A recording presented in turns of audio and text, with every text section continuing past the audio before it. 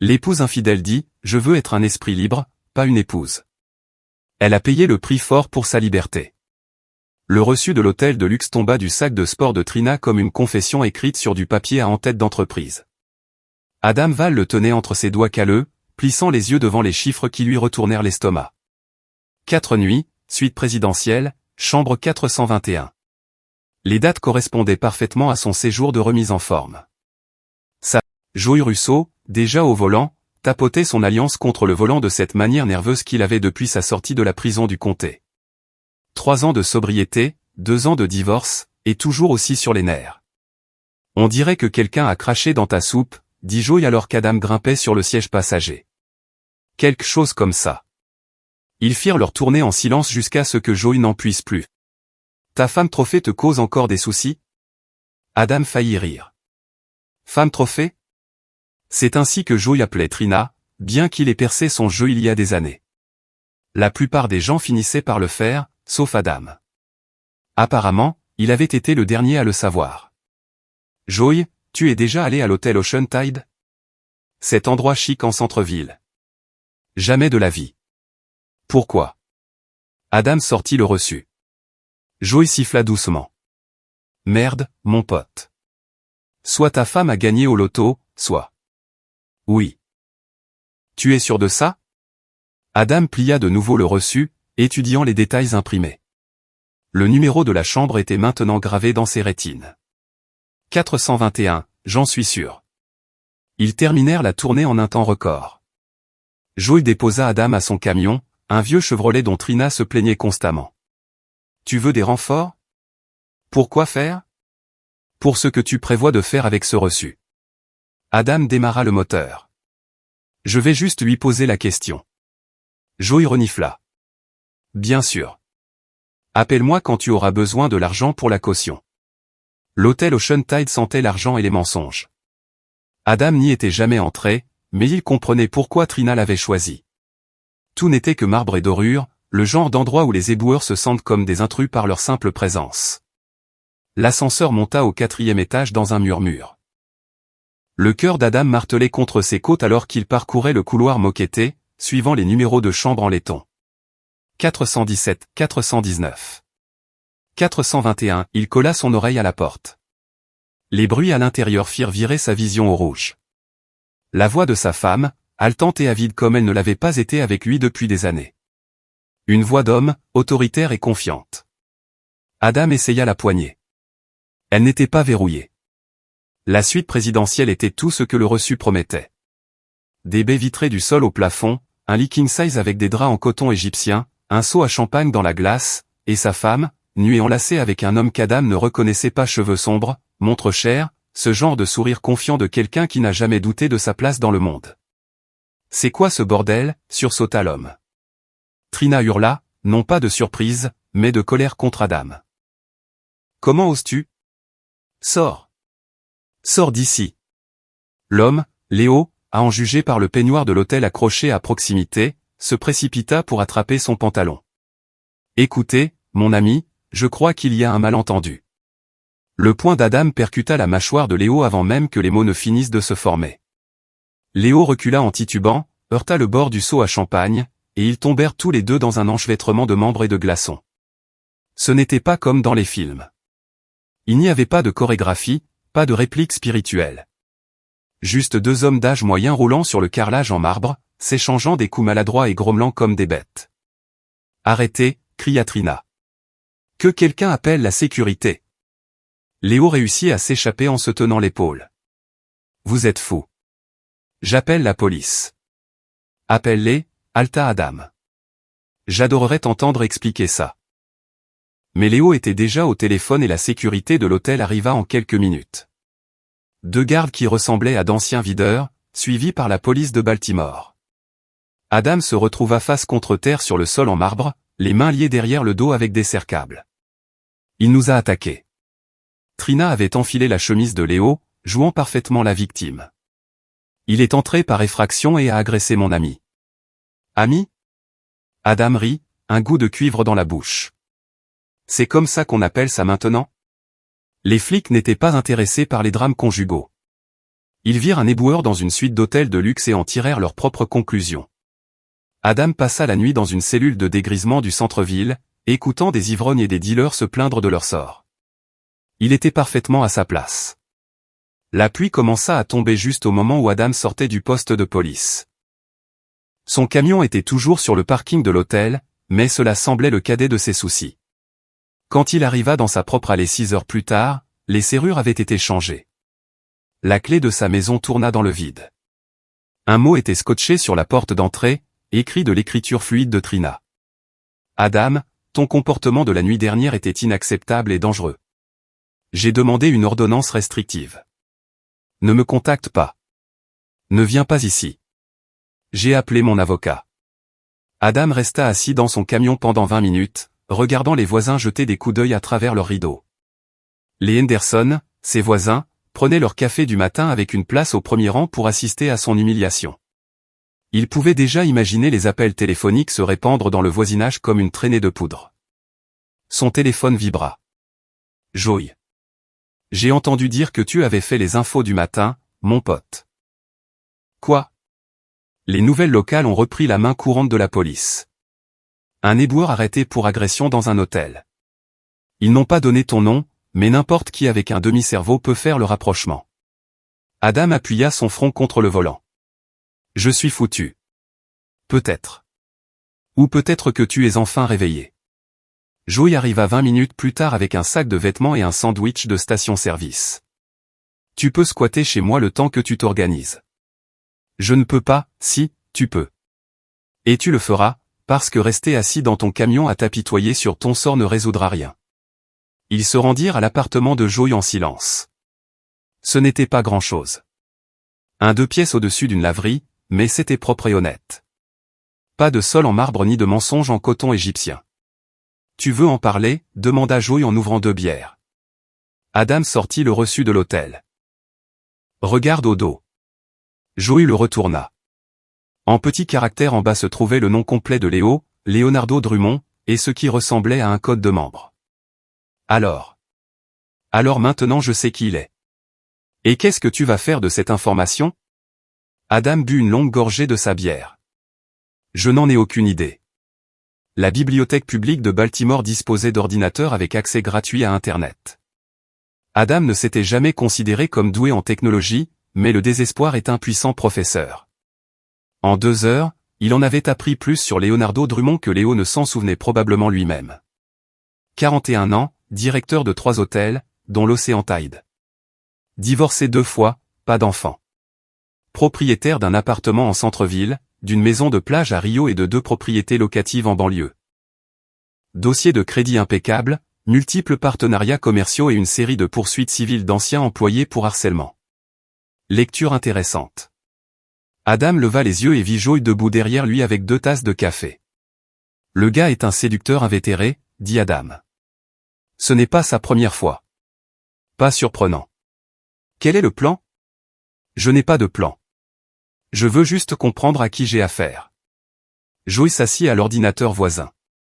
Ça te dérange si je fais quelques recherches de mon côté? Vas-y, les doigts de Joey se déplacèrent sur le clavier avec une dextérité surprenante. On apprend beaucoup de choses en prison, expliqua-t-il, y compris comment trouver des documents publics. 10 minutes plus tard, Joey siffla. Ton Léo a des partenariats commerciaux intéressants. Regarde ça. L'écran affichait un titre de propriété. L'une des maisons de location de Léo était co-signée par une certaine Patricia Marsh. L'adresse lui était familière. C'était là que vivait la sœur de Trina. Le monde est petit, marmonna Adam. Et il va le devenir encore plus. Regarde ça. Un autre document. Une licence commerciale pour Wellness Coaching Solutions LLC. Associés, Trina Val et Patricia Marsh. Constituée il y a 6 mois. Adam fixa l'écran. Elle a monté une entreprise avec ton argent. Je parie que c'est toi qui paies les factures du ménage, n'est-ce pas? Ça libère ses revenus pour des projets parallèles et des amants. Ça aussi. Adam imprima tout. La piste écrite racontait une histoire de planification et de tromperie qui remontait à des mois, peut-être des années. Ce n'était pas une liaison impulsive. C'était une stratégie à long terme. Tu sais ce que ça veut dire, demanda Joey alors qu'il retournait à son camion. Que je suis un idiot. Qu'elle prévoyait de te quitter depuis un moment. Ce qui signifie qu'elle a été négligente. Les gens qui planifient aussi longtemps à l'avance laissent généralement des preuves. Le téléphone d'Adam vibra. Un texto de Sierra. Papa, on peut parler? Retrouve-moi au Mario S dîner après l'école. Ma fille veut me voir. Joey hocha la tête. Bien. Les enfants voient tout ce que les adultes pensent cacher. Sierra paraissait plus âgée que ses 17 ans, assise dans la banquette du fond du Mario S dîner.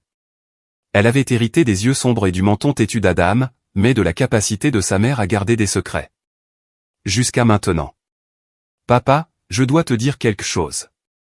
Adam se glissa sur la banquette en face. Je t'écoute. Maman a parlé de toi à ses amis, elle a dit des choses. Quel genre de choses? Sierra sortit son téléphone. Elle ne savait pas que je pouvais entendre ses appels. Mais le son porte bien dans notre maison. Elle lança un mémo vocal. La voix de Trina sortit du haut-parleur, tranchante et méprisante. Adam est si pathétique. Il pense que ce mariage signifie encore quelque chose. J'attends juste le bon moment pour passer à l'acte. Le café d'Adam se transforma en acide dans son estomac. Il y a plus, dit Sierra. Elle fit défiler son téléphone. J'ai trouvé son ancien téléphone dans la buanderie. Celui qu'elle disait cassé. Un autre mémo vocal. Trina et Léo. Leur voix était intime et conspiratrice. Il ne le verra jamais venir. 18 ans de mariage et il pense toujours que je suis fidèle. C'est presque triste. La voix de Léo. Quand vas-tu le lui dire? Je ne vais pas le faire. Je vais faire en sorte qu'il le découvre. Le laisser penser que c'est de sa faute d'une manière ou d'une autre. C'est plus simple comme ça. Adam posa sa tasse de café, les mains tremblantes. Tu sais pour Léo depuis combien de temps?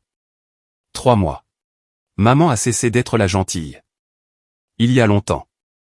Adam passa 2 jours à réfléchir à ce que Sierra lui avait montré. 2 jours à dormir sur le canapé de Joey, à ignorer les appels de l'avocat de Trina et à fixer les preuves étalées sur la table basse comme les pièces d'un puzzle. Les enregistrements vocaux, les documents commerciaux, les reçus d'hôtel, car il y en avait eu plus d'un, avaient découvert Sierra. Toute une piste écrite de trahison et de calcul. Tu vas rester assis là-dessus éternellement, demanda Joey le 3e matin. Je réfléchis. Réfléchis plus vite. Chaque jour que tu attends est un jour de plus où elle contrôle le récit. Joey avait raison. À présent, la moitié du quartier pensait probablement qu'Adam était un mari violent qui avait pété les plombs et attaqué l'ami innocent de sa femme. L'autre moitié attendait juste plus de potins. Adam prit sa décision devant un café instantané et des beignets rassis. J'ai besoin d'emprunter ton ordinateur. Pourquoi faire? Pour dire la vérité. La liste de diffusion fut facile à compiler. La famille de Trina, ses partenaires commerciaux, ses abonnés sur les réseaux sociaux, tous les gens pour qui elle s'était donnée en spectacle pendant des années. Adam écrivit un message simple. Je joins quelques fichiers audio. Je pense que vous devriez les écouter. Faites-vous votre propre opinion. Adam Val. Pas d'accusation, pas d'explication, juste des preuves. Il cliqua sur envoyer et attendit. La réponse fut immédiate. Son téléphone commença à vibrer en quelques minutes. La sœur de Trina, Patricia, appela la première. Adam, c'est quoi ce bordel? À quoi ça ressemble? Ça ressemble à ma sœur qui détruit son mariage pour un directeur d'hôtel. C'est exactement ce que c'est. Patricia resta silencieuse un long moment. Je suis désolé. Je ne savais pas que c'était si grave. Moi non plus. Un par un, les appels arrivèrent. Les partenaires d'entraînement de Trina, ses amis du club de lecture, même sa mère. Certaines étaient compréhensives. D'autres voulaient juste des potins. Tout avait entendu la voix de Trina sur ses enregistrements. Désinvolte et cruelle d'une manière qui ne pouvait être justifiée. Le téléphone d'Adam sonna. Trina, hurlant avant même qu'il ne puisse dire bonjour. Comment oses-tu? Ce sont des conversations privées. Privées? Tu planifiais mon humiliation dans notre propre maison. Tu n'avais pas le droit. J'avais tous les droits. Tu veux détruire notre mariage? Très bien, mais tu ne peux pas contrôler la façon dont l'histoire est racontée. Elle raccrocha. 20 minutes plus tard, Joey reçut un appel de son cousin qui travaillait à l'hôtel. Ton gars, Léo, vient d'être suspendu en attendant une enquête. Apparemment, quelqu'un a aussi envoyé ses fichiers audio à son patron. Adam ressentit quelque chose qu'il n'avait pas éprouvé depuis des années. La satisfaction. Adam prenait son petit déjeuner chez Joey quand Sierra appela. Papa, il y a un problème avec maman. Qu'est-ce que tu veux dire? Elle s'est effondrée à l'hôtel. Ils l'ont emmenée à l'hôpital. Adam se surprit à griller des feux rouges pour se rendre au Baltimore General. Joey, sur le siège passager, marmonnait à propos d'événements cardiaques et d'urgences médicales induites par le stress. Ils arrivèrent et trouvèrent Sierra dans la salle d'attente, l'air effrayé et plus jeune que ses 17 ans. Les médecins disent que c'est une sorte d'AVC, expliqua-t-elle. Mais pas un AVC normal. Quelque chose à voir avec les vaisseaux sanguins de son cerveau qui ont un spasme à cause du stress. Est-ce qu'elle va s'en sortir? Ils ne savent pas. Son côté droit est paralysé. Adam regarda à travers la vitre sa femme allongée dans le lit d'hôpital, soudainement petite et fragile sous les dures lumières fluorescentes. Des machines bipaient autour d'elle, surveillant des signes vitaux qui avaient flanché sous le poids de ses propres tromperies. Ce n'est pas ta faute, dit Sierra en lisant son expression. Vraiment? Non, elle s'est fait ça à elle-même. Léo se présenta une heure plus tard, l'air hagard et désespéré. Il tenta d'entrer dans la chambre de Trina, mais fut arrêté par une infirmière qui lui expliqua que seuls les membres de la famille étaient autorisés pendant les heures de visite. Je suis son partenaire, protesta Léo. Êtes-vous son mari? Demanda l'infirmière. Les yeux de Léo croisèrent ceux d'Adam de l'autre côté de la salle d'attente. Non. Alors vous devrez attendre. Adam regarda Léo faire les 100 pas dans le couloir comme un animal en cage. Sans Trina consciente pour diriger le récit, Léo avait l'air perdu, incertain. Le directeur d'hôtel confiant avait disparu, remplacé par un homme d'âge moyen réalisant qu'il avait joué à un jeu avec de réelles conséquences. Papa. Sierra lui toucha le bras. Le médecin veut te parler. Le docteur Williams était une femme d'une 50aine d'années à l'air fatiguée, qui avait probablement annoncé de mauvaises nouvelles à des milliers de familles. Monsieur Val. L'état de votre femme est stable mais grave. Le vasospasme a provoqué une paralysie temporaire de son côté droit. Avec de la thérapie, elle pourra peut-être retrouver la plupart de ses fonctions, mais la guérison prendra des mois, voire des années. Qu'est-ce qui a causé ça? Un stress extrême peut déclencher ces épisodes. Votre femme a-t-elle été soumise à une pression inhabituelle récemment? Adam faillit rire. On peut dire ça. Nous devrons discuter des options de soins à long terme. Kinésithérapie, orthophonie, ergothérapie. La situation de l'assurance est compliquée. À quel point? Eh bien, Madame Val n'est pas l'assurée principale sur votre police. C'est vous, ce qui signifie que toute décision médicale majeure nécessitera votre autorisation. Adam sentit le sol se dérober sous ses pieds. Tous ces formulaires d'assurance qu'il avait signés au fil des ans, tous les papiers que Trina lui avait tendus sans explication. Elle avait été si concentrée sur la planification de sa stratégie de sortie qu'elle en avait oublié le filet de sécurité qu'il avait fourni depuis le début. Les papiers du divorce arrivèrent par coursier pendant qu'Adam rendait visite à Trina à l'hôpital. Elle ne pouvait pas encore parler clairement, mais ses yeux le suivirent alors qu'il entrait dans la chambre. Bonjour, Trina. Elle essaya de dire quelque chose. Cela sortit comme un murmure confus. J'ai reçu les papiers de ton avocat, continua Adam en s'installant sur la chaise au chevet du lit. Lecture intéressante. Tu demandes la moitié de tout, une pension alimentaire et l'usage exclusif de la maison. La main gauche de Trina se serra en un poing. Le problème, c'est que j'ai aussi fait quelques recherches de mon côté. Il s'avère que cette entreprise que tu as montée avec ta sœur, celle que tu as financée avec l'argent de nos comptes joints, ça va poser problème. Il sortit un dossier. J'ai aussi parlé à un avocat. Consultation gratuite à l'aide juridique. J'ai appris des choses intéressantes sur la loi du Maryland sur le divorce. Adam ouvrit le dossier et lui montra le premier document. Voici un rapport d'expertise comptable. Il montre exactement où notre argent est allé ces 2 dernières années. Des milliers de dollars transférés sur le compte de ton entreprise. Des dizaines de dépenses dans des hôtels et restaurants haut de gamme. Tout ça pendant que je payais le prêt immobilier, les charges et l'assurance. Les yeux de Trina s'écarquillèrent. Ce qu'il faut savoir sur l'adultère dans le Maryland, poursuivit Adam, c'est que ça affecte le partage des biens, surtout quand les biens matrimoniaux ont été utilisés pour financer la liaison. Il lui montra un autre document. Et puis il y a ça. Tu te souviens de tous ces formulaires d'assurance que tu m'as fait signer? Ceux où tu disais que je devais être l'assuré principal à cause de la couverture de mon employeur? Eh bien, ça veut dire que c'est moi qui prends les décisions médicales si tu es incapable. Trina essaya de se redresser, la panique se lisant sur son visage. Calme-toi. Je ne vais pas débrancher les appareils ou quoi que ce soit, mais je vais m'assurer que tu reçoives exactement le niveau de soin que ton comportement a mérité. Adam se leva. Ton petit ami Léo était là hier. Savais-tu qu'il a été suspendu de son travail? Quelque chose à voir avec des relations inappropriées avec les clients. Apparemment, l'hôtel prend ce genre de choses au sérieux. Il se dirigea vers la porte, puis s'arrêta. Oh, et Trina, je garde la maison. 3 semaines après l'AVC de Trina, Léo attendait sur le parking de l'hôpital quand Adam quitta les heures de visite de kinésithérapie. Nous devons parler, dit Léo. Non, nous n'avons rien à nous dire. Tu te crois si malin, n'est-ce pas? Léo s'approcha et Adam sentit son haleine alcoolisée. Jouer la victime, manipuler tout le monde. Manipuler? Adam rit. J'ai juste dit la vérité.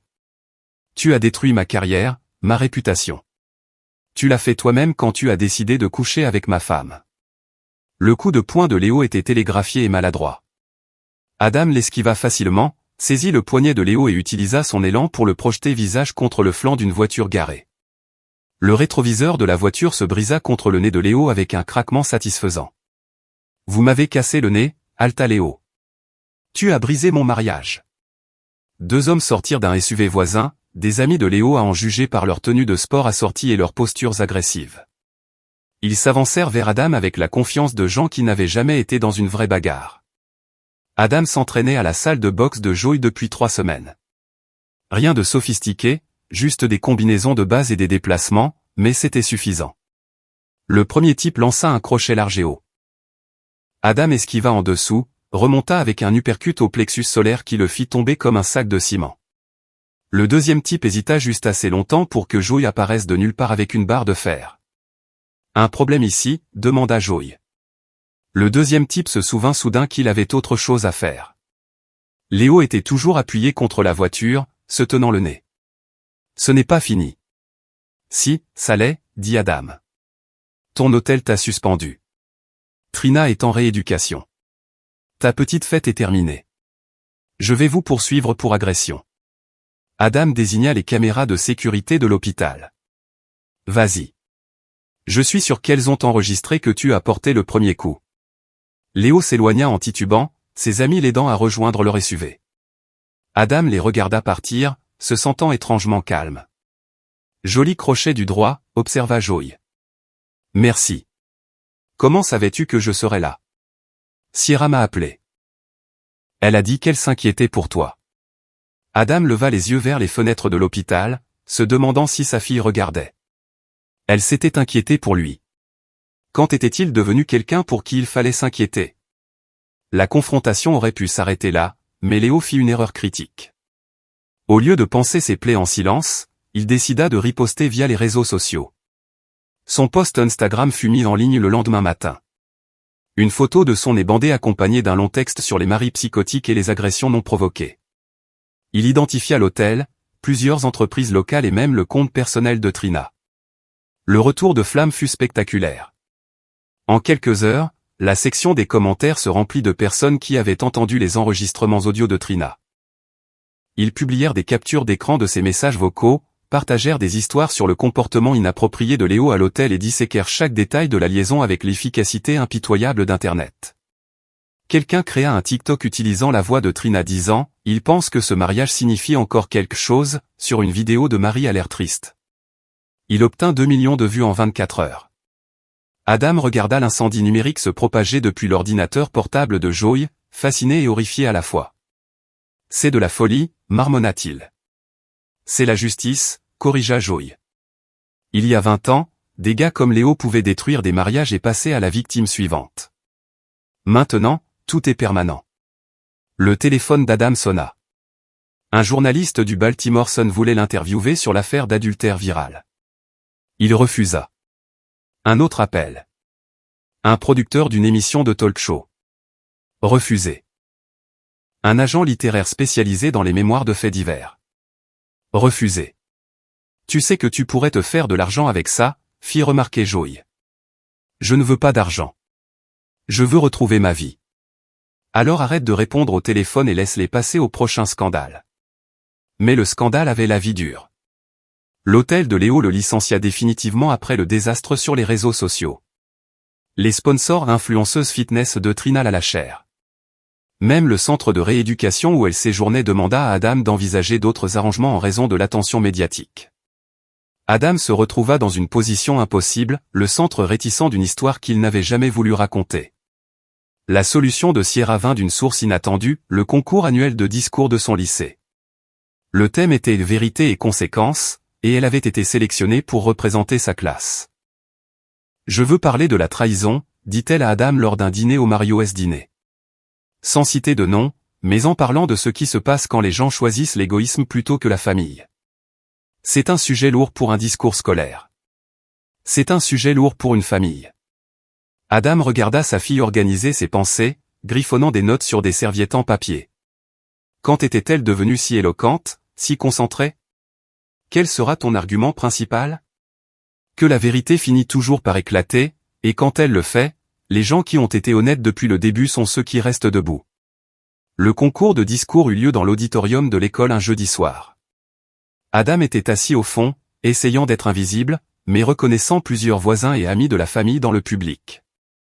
La rumeur s'était répandue sur le sujet de Sierra. Quand son tour arriva, Sierra se dirigea vers le pupitre avec une confiance tranquille. Elle regarda l'auditoire un instant, puis commença, on dit beaucoup de choses sur ma génération. Gâtée, naïve, idéaliste. Mais il y a une chose que nous comprenons mieux que la plupart des adultes, Internet est éternel.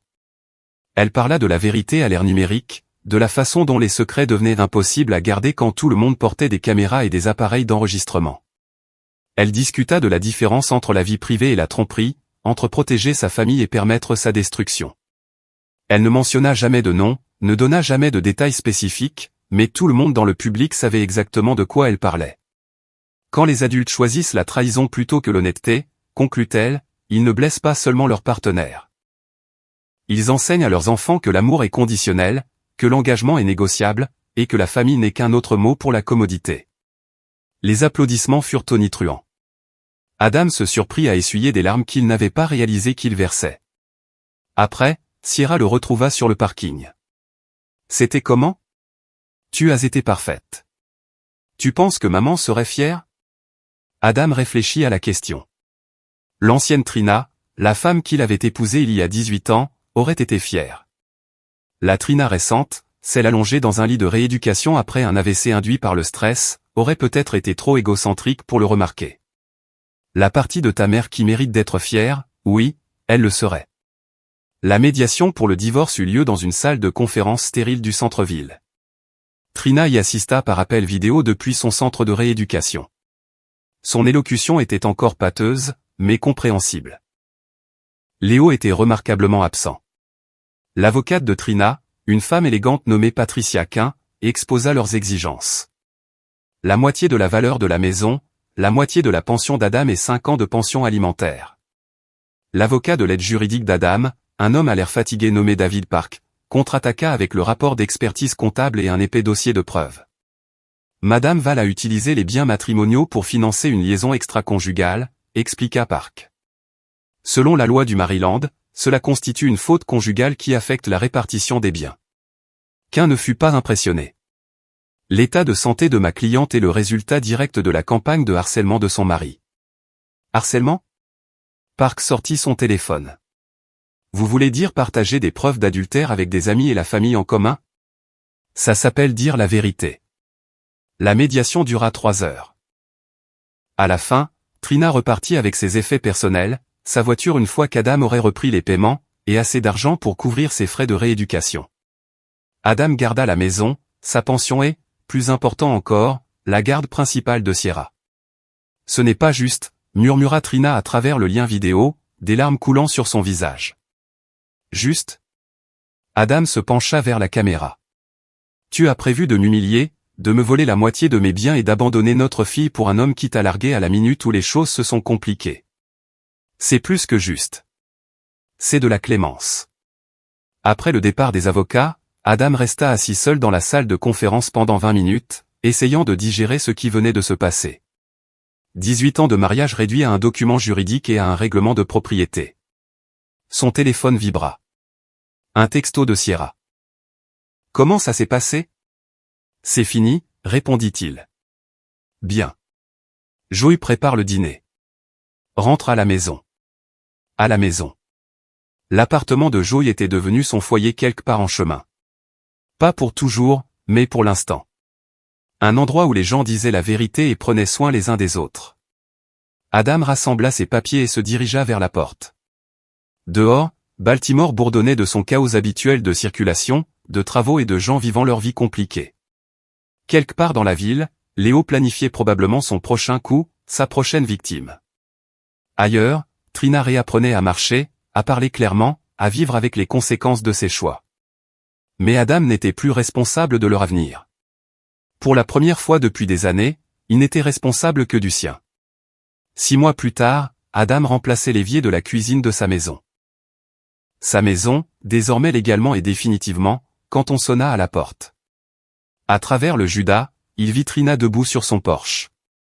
Elle avait l'air différente, plus mince, évidemment, et son bras droit pendait toujours maladroitement à son côté.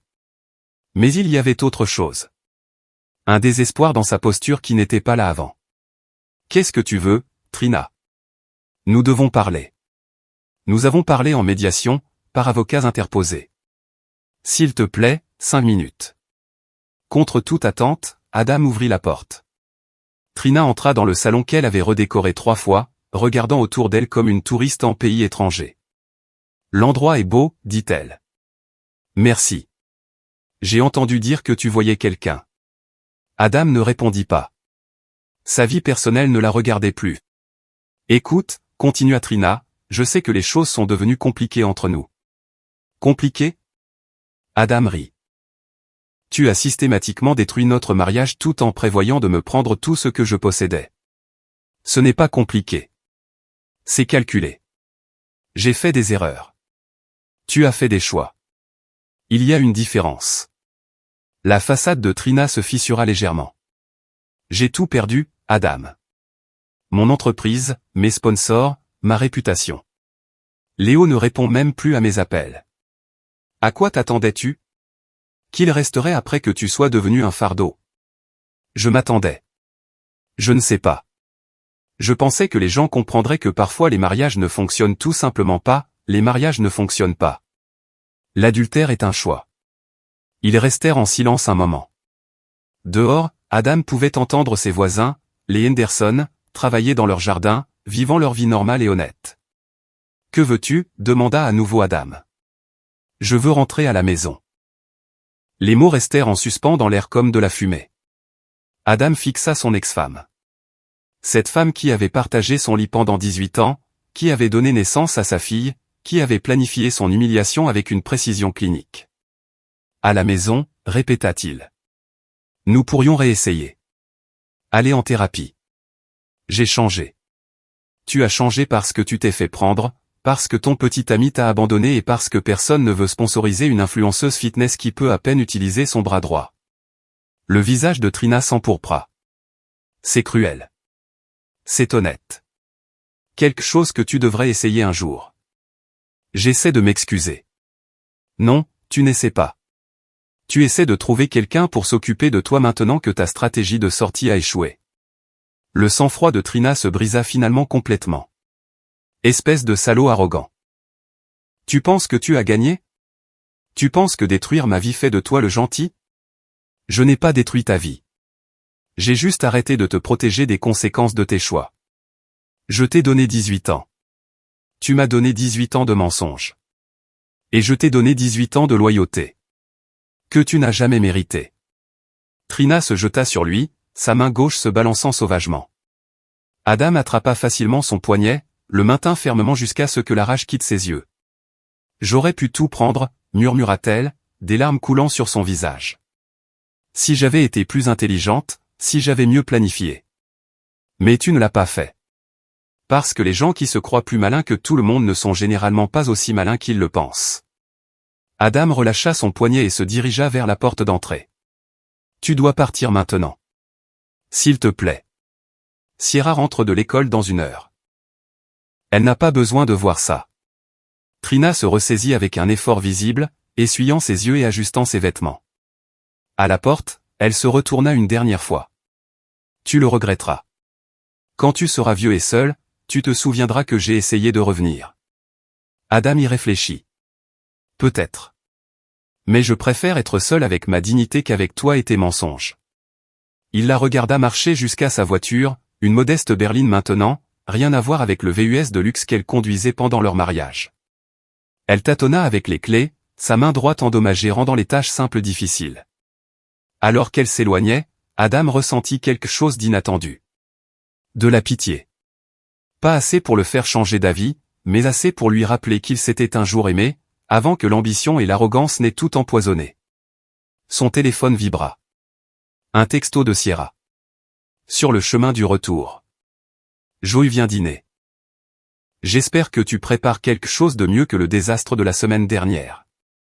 Adam sourit et retourna à la cuisine.